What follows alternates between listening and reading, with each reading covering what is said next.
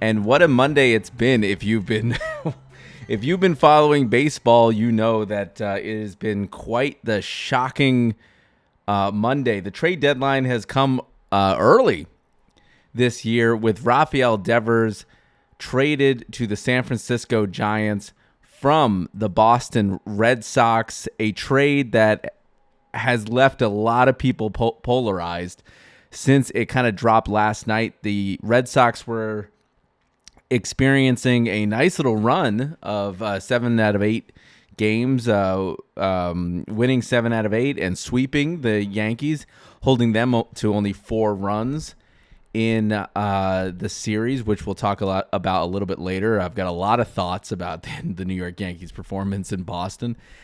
But after Devers slams a home run against Max Fried, and it looks like everything's dandy, apparently boarding the plane to Seattle, that Devers is told that, hey, pack your things, you're no longer a member of the Red Sox.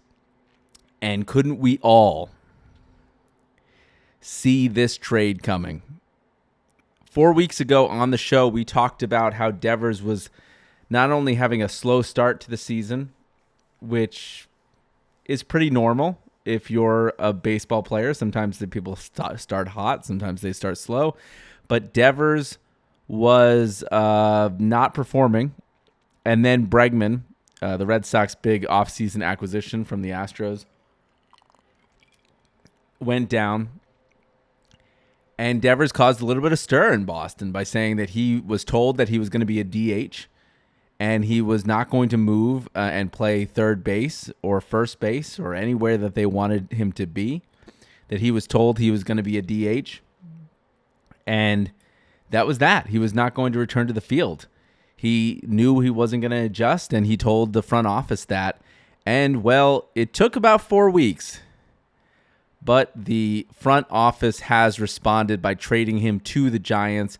The Giants get the third baseman, DH Rafael Devers from the Red Sox, for right-handed pitcher Jordan Hicks, left-handed pitcher Kyle Harrison, and a couple minor league starters there with outfielder James Tibbs III and right-handed pitcher Jose Bello, or Bello, however you pronounce that. Quite a blow to the Red Sox. Probably for Red Sox fans feeling like they were finally building something a little bit more competitive than they had been in the last couple weeks, to see another star get traded away, just like Xander Bogaerts to the Padres, to Mookie Betts to the Dodgers, and now this. It feels like this is a pattern that the Red Sox keep on going through, that this ownership group, led by Craig Breslow, the GM of the Red Sox, or president of baseball operations, if you want to be really fancy. You know, I remember being a janitor one time in my past, and I was also the president of custodial operations. The president of baseball operations, Craig Breslow, made the trade to get rid of him. And this is honestly, it's hard not to read this trade as a direct response to, hey, you don't want to be a team player. You don't want to help us out when we need it. We're going to find a way to get rid of you. The timing of this, the fact that it's not even around the deadline, that we've got about a month and change until we get to the trade deadline.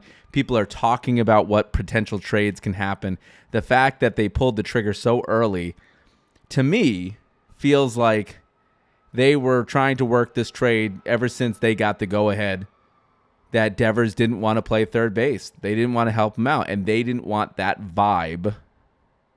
They didn't want that kind of attitude to spread in their organization. And it's an organization that is at a pretty seminal time, or sensitive time, or this is the time to basically show, as the front office, this is what we tolerate. When you have young players like Roman Anthony, who is one of the Red Sox high prospects that they just called up, you don't want that attitude floating around the clubhouse. And I think that they just said, enough's enough. We're going to make a deal.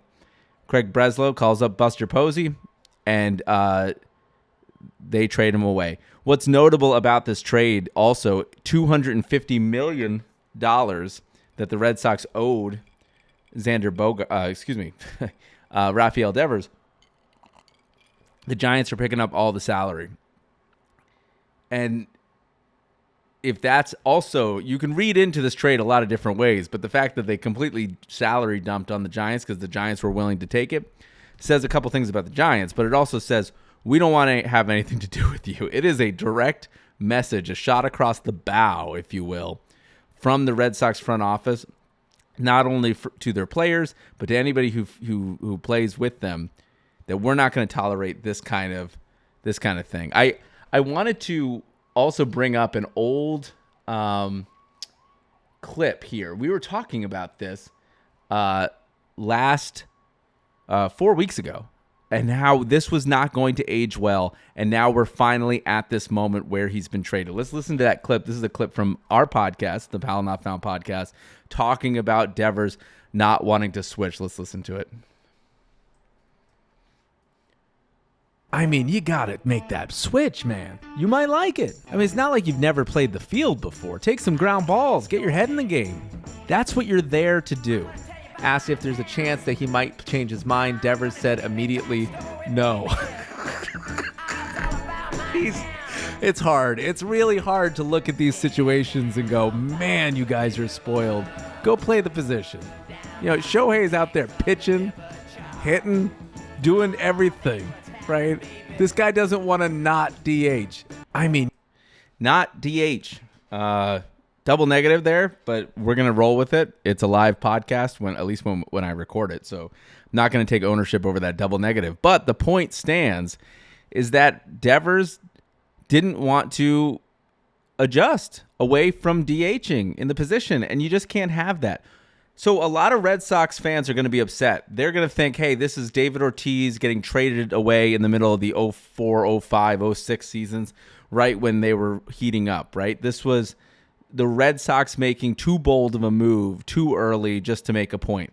But I will say, listen, if he was not willing to move from the DH position, that you lose a lot of flexibility in your lineup, especially if you're calling up kids like Roman Anthony. Where are you going to get them at bats? This is exactly the kind of flexibility that I think the Yankees were trying to avoid by not calling up Stanton for the last 2 months.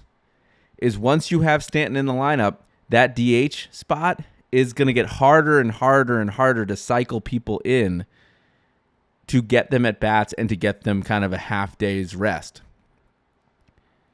You know, think about all the people in the Yankees lineup right now. I know Boston probably loves me talking about the Yankees right now, but think about it, how many people have cycled through that DH spot in the lineup. Ben Rice, Aaron Judge. You know, I mean, this is what they don't want to do. You know, Dominguez has played in the DH spot. Austin Wells. Like, all of these people cycling in and out. It's a convenient way to get your players some kind of rest, and we all know that they love resting their players now instead of having them play more games. If you have someone plugging up the flexibility of your lineup, then the GM is going to respond, and he did so by trading Devers away. Now the Giants get a bat that they desperately need, Wilmer Flores, who had been playing DH position for the Giants. He'll move to first base. Matt Chapman is out and injured, so that left-handed bat is going to be a boon for the Giants, and the Giants desperately need it, considering that they are in the playoff hunt. They are right behind the Dodgers, and a formidable opponent in the NL West. Now, once they get Matt Chapman back, you're talking about a lineup that looks pretty deep with Devers in it. The only thing I would be very concerned about is, I hope the Giants don't run into the same thing that Boston did over the last couple years, that the flexibility of him moving to third base to first base to cover some of these positions that even the Giants have holes in. Is he going to play the same kind of mind game with the Giants that he did with the Red Sox? That would be my biggest concern if I was Buster Posey acquiring a player like this. Now, it may be different circumstances. When you work for someone for a long time, you tend to have predispositions, and you take a stand against things that you might think that they're running afoul of things that they told you before. And that seemed to be the case with Boston. So maybe it's a completely different situation with the Giants. But I will say, good for the front office for Boston for executing this trade. I think it's going to make them a better team. I know right now the Red Sox were kind of on a tear. They put themselves up near, I think there's 37 and 38. They're 37 and 36. So they're a game above 500. They just swept the Yankees, which we're going to transition to in a hot second. And so they're feeling pretty good. But I will say that this will probably help the team more than they know. When they signed the Devers contract with $250 million extension to get him in, that's a lot of money. That's a lot of money you can put in different places. By them getting rid of that and getting prospect capital in return, I think this trade will age better than Red Sox fans think right now. I think this trade will end up being a boon for their organization, and this will be the turning point for the Red Sox going forward. Somebody today, I think it was on Fair Territory with Ken Rosenthal, was commenting that this was very similar to when the Red Sox traded Garcia Barra in 2004. And I remember feeling like that trade itself was devastating, but they were shifting in a different direction. And I think this shift, although, like Ken Rosenthal said on Fair Territory, it has similarities, but it's not really the same. I think it has the same vibe as this. Remember, in 2004, they traded their franchise player, and they ended up winning the World Series. It was a good step in the direction of getting players that wanted to play for the team and getting players that kind of fit with their vibe that they're trying to create. In that case, they were trying to find players that could get on base. Very Moneyball-esque rebuild for the Red Sox in 2003 and 2004 when Theo Epstein came in. So in that regard, I think this is going to be a good thing. I think this trade will age well. I think Devers will probably be happy, so it's probably a win-win for everyone having a change of pace. And also, good on the Giants for actually attracting all this talent afterwards in different ways and kind of pushing the needle, pushing the envelope a little bit further, not waiting for the deadline, not waiting for people to eat their lunch, just making these trades right now. Because right now you have a pretty deep lineup. And once Matt Chapman comes back, the Giants are going to look like a really, really deep threat to contend with once again. Going from an organization that everyone was saying no to and sending them to, and having people come to San Francisco by way of trade, by way of signing, and constantly pivoting, they are doing the thing that I wish that more organizations would do, is when they don't catch Moby Dick in the trade deadline, they pivot and they go find somebody else, and that's exactly what they've done with Matt Chapman, and that's what they've done with now Rafael Devers. So hopefully this works out for both parties. So with that, we're going to take a quick break, and we will come back and talk about the Yankees at the Red Sox and how that is a series to forget. And then we'll talk a little bit about Andor Season 2 when we get back.